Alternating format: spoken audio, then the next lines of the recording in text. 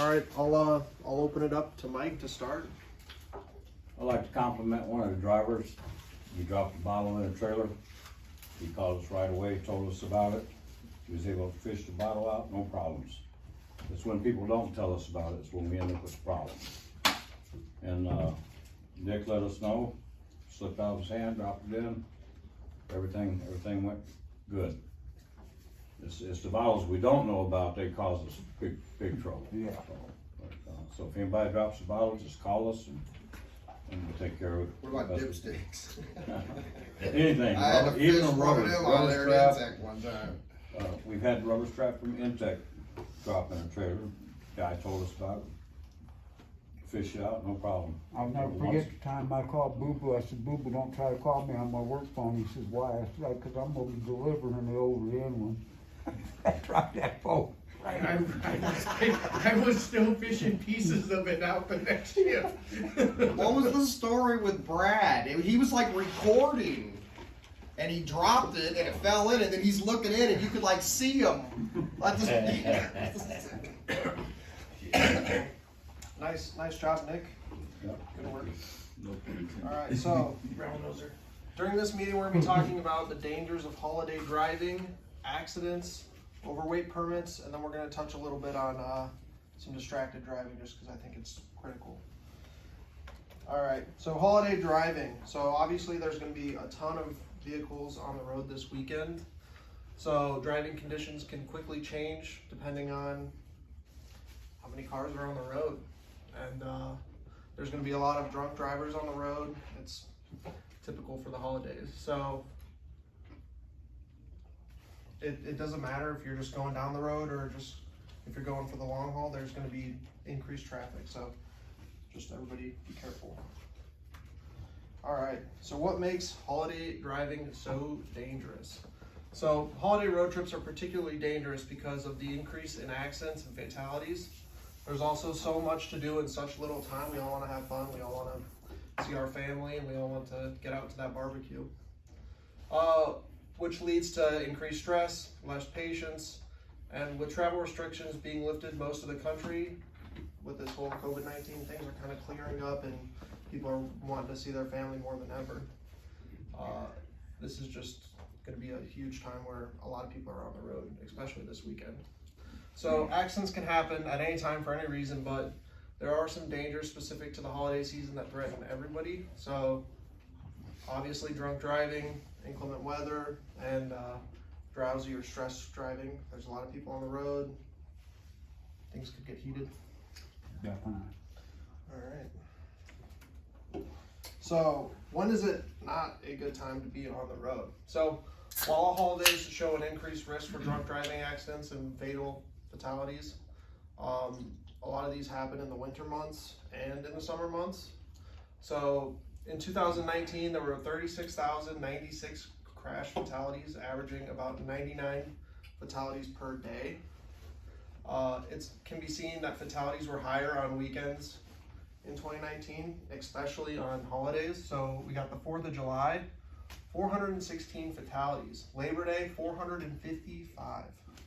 And Thanksgiving, 371. Christmas Eve and New Year's Day, 939. Imagine that. So, based on these data points, it's pretty much shown that holidays are one of the most dangerous times to be out on the road. So we're going to want to take a lot of caution when we're out there this weekend.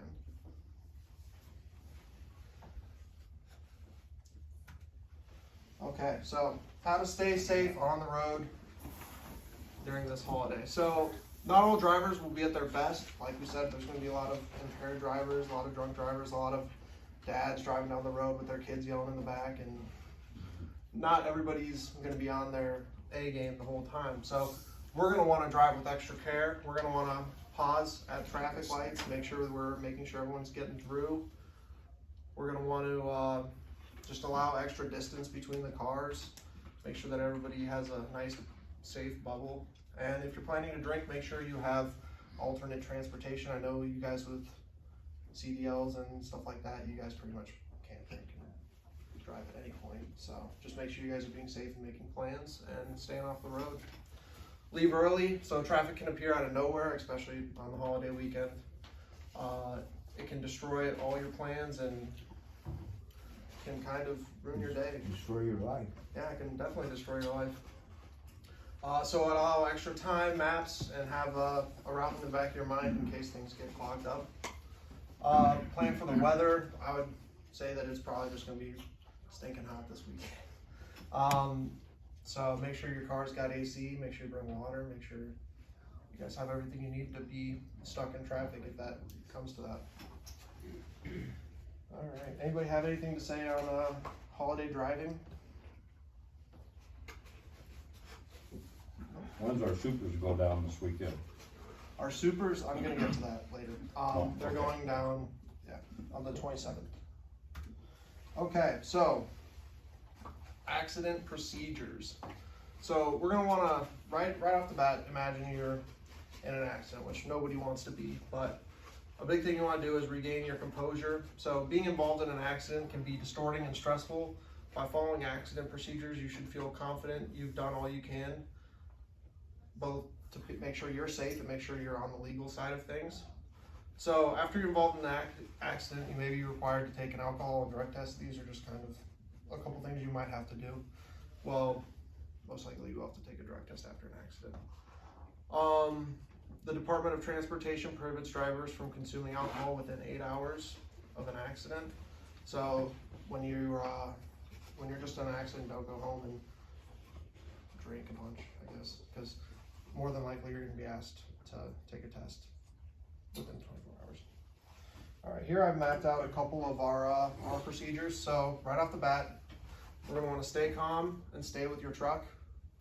So don't move unless an LEO directs you to move. So first thing we're going to want to do is prevent additional accidents. So we're going to set out our safety cones and turn on our four-way flashers. Make sure that people know that we're stopped and we're kind of waiting.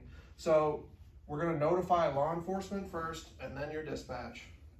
You're going to want to provide as much information to both of us as possible, because we're going to end up probably coming out to the scene with you guys and making sure everything's okay. So you're going to want to give us your location and as much information as possible, but we'll leave that to you. So you're going to check yourself for injuries and call for assistance. So if you're trained in first aid, you can, and you feel comfortable, you can look for other people who you might have injured and help them. Indiana has very good Samaritan laws. So if you're getting out of the truck and that person needs CPR and you can give it to them, then that's totally okay. But if you're not comfortable, then don't, because it's not worth it. All right, so document the accident. So you're gonna wanna get the name, the license numbers, the address, the insurance information, as much of this as possible. You're gonna wanna know everything about that. Everything about that person, everything about what happened. You're gonna wanna take pictures of all the affected areas. You're gonna wanna give us and the insurance company as big of a picture and as clear of a picture as possible. So if you're at a customer and you're in an accident, in our red book, right behind the accident checklist form, which is where a lot of this stuff is documented, there is a list of contacts depending on what mill you're at. So you can be like, hey, this happened, I'm at this mill, can you send somebody out? And more than likely they'll know what to do and know right where you are and be able to provide quicker assistance than we would being back here at the office. All right, so document. So like I said, in the red binder, which you all have in your cabs, there is a document checklist, and it kind of runs through everything you need to fill out. So as soon as you're in that accident, you need to be filling that out, making sure that it's as accurate as possible so we can get an idea of what exactly happened. All right, so I'm going to touch on some oversized and overweight loads. So Indiana law states that drivers must obtain an oversized or overweight vehicle permit before traveling on Indiana roads, and that's either 13 feet 6 inches high, 8 feet 6 inches in width, or 8,000 pounds or more. And everybody knows that the permits are in the back break room if you're driving a heavy weight. So here's some trouble that you might get in if you do not have your permit on you or you're not following the rules when it comes to heavyweight loads. So if you're carrying a transportation vehicle and loads are under a permit and it violates this code, which is our first one right here, so you'll be subject to a civil penalty. So that's pretty much if you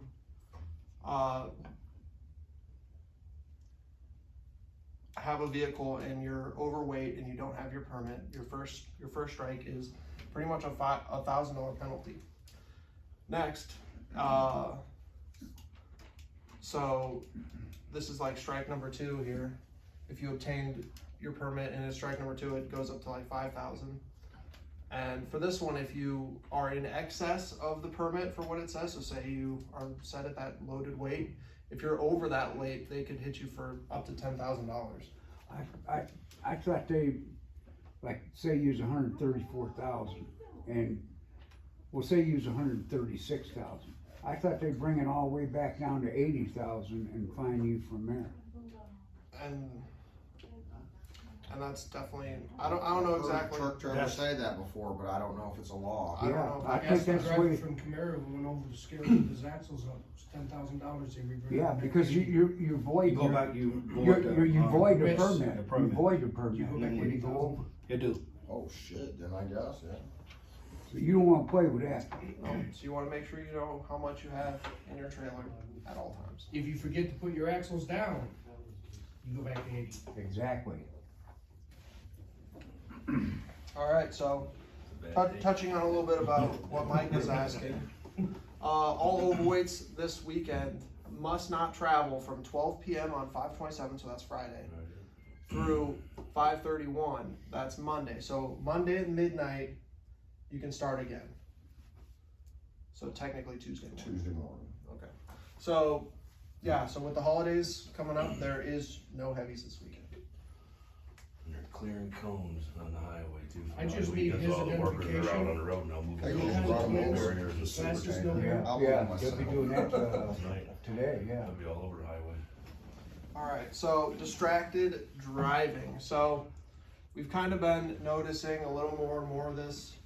We've been seeing a lot of people eating in the cab, and not only is this kind of against the law, in some places it can be worded as distracted driving, depending because you don't have both hands on the wheel. So in some areas they could write you a DOT violation for that. I mean, in order to put the food in your mouth, what are you doing? You're taking your hand off the wheel, you're taking your eyes off the road, you're not paying attention to what's in front of you. So I would just recommend that you guys, I mean, take the extra time, pull over, eat your lunch, take a little break, cool down, and then get on the road. It's not worth the accident or anything just because you're a little hungry. I do have one thing I'd like to say to that. We've not talked to anybody that had at least one hand on the wheel. So in other words, when we're saying we're catching people eating, we're not only we're catching people eating, we're catching people eating and no hands on the wheel. So just keep that in mind. It's not that we're being a hard ass because you're trying to pop a peanut in your mouth. So no chopsticks and spaghetti? No chopsticks and spaghetti. Exactly what I'm saying. Unless you're good with one hand. Yeah, unless you do one, yes.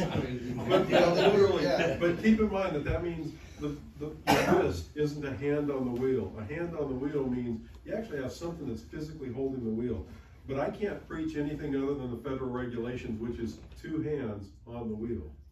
Yeah, but, and not to be a smart ass or anything, but we're continuously taking one hand off the wheel, cause you To gotta shift. shift I know. and, yeah, turn your headlights on or whatever, you know what I mean? But I'll go back to exactly what I said. I've never talked to anybody for eating the cab of the truck that Yeah. had one hand on the wheel. Yeah, Yeah, I wouldn't call you on that. right. So you got your I have- cheese and your wrist on a So, steering as wheel, long and as your you're Dr. not- Pepper. and Yeah, I know what you're saying. I will tell you probably the best one that I've seen, and it wasn't from up here, it was a guy down south, and it is a little more importantly individual, was this one. He's using his stomach. And he was. He looked like he was trying to belly dance. He had a big sandwich in one hand and a drink in the other, and he's belly dancing. Was he massaging his back or what? Same No, no, he's trying He's like that. steering with his belly. You're kidding me. No, I'm serious. I've seen I've seen it. So, Alright. yeah. Mine's not there yet, but it's getting close. Yeah, that's the big thing. Just please, I mean, if you're gonna pop something in your mouth, at least make sure that you got one hand on the wheel. You can't be holding something in the other hand. You can't be holding a bag of chips. Mhm. You can't be breaking something apart like that, even though it's a quick second. It's not worth it. Well, one thing about it, a blowout is so instantaneous that Absolutely. you get a blowout and you ain't got your hands on them wheels, good luck keeping control. And that's what I'm saying. The only thing we can preach is both hands on the wheel. I know you're gonna have one hand off for various things. But you gotta take this serious, cause you're right, an instantaneous, and we need to put together a hodgepodge of instantaneous, cause when I see some of these videos that are on like YouTube, it is, you know, you got, and here's the bad part about it, in my career, and you guys too, it's generally not our guys. It's usually somebody else gonna hit you, run in front of you. Mm-hmm. That's where it's gonna happen. Good stuff. Alright, so next is another form of distracted driving. It's road rage. So nearly 80% of drivers admit to having feelings of anger. I mean, we've all been there. We've all been cut off. We've all been following a guy who didn't have his turn signal on and just jammed on his brakes. But according to the National Highway and Traffic Safety Administration, 94% of traffic deaths are caused by driver behavior, and 66% are linked to road rage. So even more shockingly, and aggressive driving incidents involving a firearm have more than doubled between 2014 and 2016, creating more danger on the road to everybody. So, you know. Yeah, I guess in Indiana, I heard they almost doubled this year as far as road rage incidents and shootings. And did you hear about the one earlier this week where the two drivers, the one ran into the other one? Wasn't serious. I mean, fender bender type, two semis. Ended up one of the drivers shot the other one and killed him. Yep. So, Bang. Yep. alright. So to resist road rage, we're gonna wanna check our own driving habits, obviously. So we're gonna wanna leave a little bit more room and allow plenty of travel time so we're not in a rush or in a bind or anything like that. And we're gonna wanna eliminate distracted driving on your phone, whether you're eating something or anything like that. Just making sure that we're aware, because you never know, that guy could throw on his brake lights out of nowhere. And we're gonna wanna be ready for that. Alright, anybody have anything on distracted driving? No, but you're right about the car in front of you throwing on the brakes. I see those videos all the time, not with our guys, but like on the YouTube videos where semis are getting brake checked. Yeah. With that being said, do the guys know about the cameras and hitting the blue button? If somebody's messing with you, cutting you off, something like that, you hit that blue button on that camera, it will go back 8 seconds and save that. Oh, I didn't know If you that. got somebody gonna throw a Where's bottle at you, Where's the blue button at? In the back of it? Look at your camera, it's right there in the I front. mean, that was Like when you reset it, when it turns red, you gotta hold it in that button. that was a good one that we had a couple months ago. We had Paul Novak was in a truck, and he got plain as day cut off by this FedEx guy out of nowhere, blatant. And he hit the blue button, and we saw it. We ended up giving him a safety award for it, just because. Did you call FedEx? No, I'm I serious. believe it goes back 8 seconds. Trailer number, something. But I can give you another one, and this was when I was with PVS Trans, and after we first put the cameras in, I had a guy rolling through Texas, and he ended up, and here's just the facts, he rear-ended the car. They went over to the shoulder, and the guy with the car told the police officer, hey, I was just there, he came up and he rear-ended me. We had the video, and that car, it was one of the insurance fraud ones, there's not a car on the road, pulled in front of it, hit his brakes, and our truck hit it. Had it not been for the drive cam, it would have been a huge lawsuit. Yeah. As it Yeah, was. there's a lot of, that's been going on for years now too. Yes. People, and suing the trucking companies, insurance. Absolutely. So just be aware that that camera is actually your friend. All right, well, that's And thank you, Mike, for that upload. that's all I got on the safety meeting. So make sure everybody is signing the form, get some food, and have a safe weekend, guys. Ice cream for dessert, right? I got one thing. I seen your Hey, I got one bonfire. thing. Oh, a bonfire. Hey, you guys all make sure that you tie your boots before you try to walk. Is that a requirement?